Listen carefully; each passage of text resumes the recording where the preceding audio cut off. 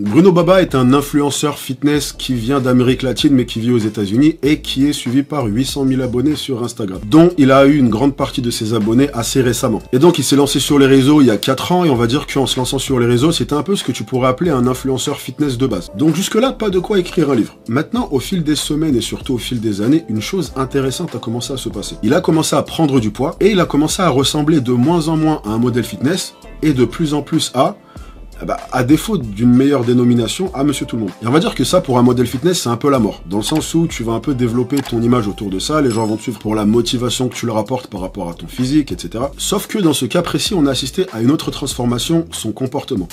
Alors ça a commencé en octobre 2017, quand j'ai commencé la musculation, j'avais 18 ans, d'accord. Et 1 an et demi après, je vais faire une compétition parce qu'on me dit que j'ai un bon physique, donc ok, je fais une compétition en men's physique. D'accord, la compétition de ma ville.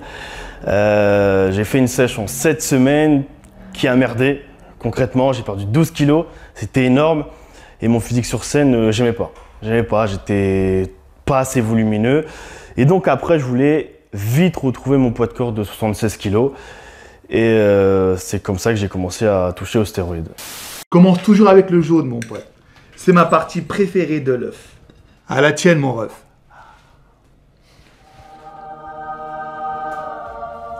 Une merveille.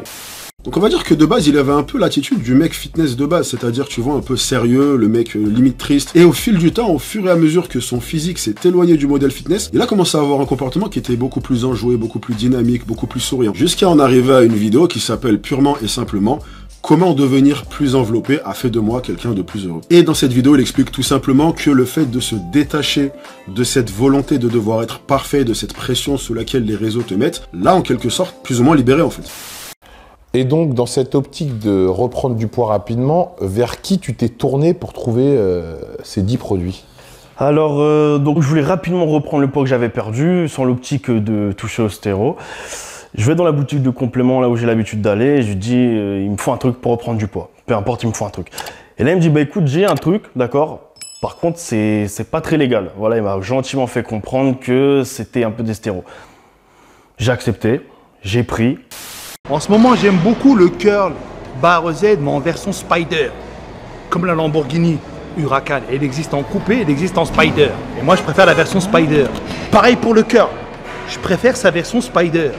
Et cette anecdote me permet d'illustrer plusieurs choses, dont une qui est assez méconnue du grand public, c'est l'enfer que les modèles fitness doivent traverser pour obtenir et surtout pour maintenir un physique sec toute l'année. Beaucoup de gens vont venir faire l'erreur de baver sur des physiques hyper musclés, hyper secs, hyper affûtés, et aller jusqu'à les envier. Sauf qu'ils les envieraient moins s'ils savaient à quoi ton quotidien ressemble lorsque tu t'efforces de garder ce niveau. Qu'est-ce que tu as pris? C'était du Janabol. D'accord. C'était du Janabol pour ma première cure, j'ai pris et là, j'ai même pas atteint mes 76 kilos, boum, je suis monté à 80 kilos. En combien de semaines t'avais fait? J'ai fait 6 semaines. Ah oui, donc t'avais repris combien de kilos en 6 semaines? Je faisais 64 kilos, j'ai pris 16 kilos. Ah ouais. A mis de la masse, du jeûne intermittent et du gros bide. Une nouvelle étude, alors une énième étude, je sais même pas pourquoi je t'en parle, si ce n'est d'irriter les gens qui sont à la mode en leur disant l'évidence, mais qui sont pas prêts de l'entendre. Alors le titre, c'est retarder le premier repas en phase active, on s'en fout. Donc saut du petit déjeuner, c'est ça, le saut du petit déjeuner augmente les risques de troubles métaboliques chez les rats femelles. Alors tu vas me dire, t'es pas un rat femelle, mais on en reparlera après.